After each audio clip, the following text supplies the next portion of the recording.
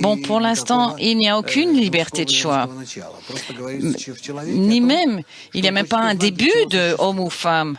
Nous parlons d'un homme, d'une personne qui se pose la question pourquoi elle vit. Et après cela, quand elle commence à rechercher, analyser, elle voit. Après avoir trouvé les bons livres et découvre la sagesse de la Kabbalah, parfois c'est de la psychologie au début ou toutes sortes de coaching, mais si la personne continue à chercher et à rechercher, alors elle arrive à la Kabbalah et elle commence à comprendre que la force supérieure, la nature, le contrôle. C'est la nature ou le Créateur, c'est la même chose.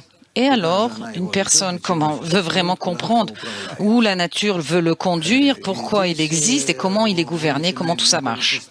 Et c'est là qu'elle commence à connaître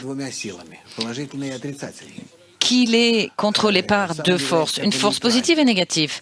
Et la personne elle-même est neutre, c'est-à-dire même son ego, son désir de plaisir, ce ne sont pas son désir.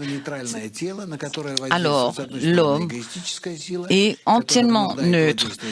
Une force égoïste, l'influence qui l'oblige à juger d'une certaine façon. Et de l'autre côté, il y a également la force altruiste du Créateur qui aussi l'influence et qui est toujours opposée.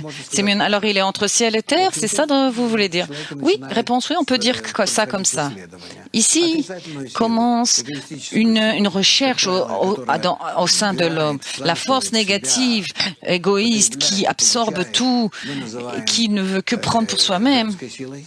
Cette force, nous l'appelons la force positive chez tout le monde. Nous parlons des objets de la nature et la force positive qui donne, qui remplit, nous appelons la force masculine, le Créateur.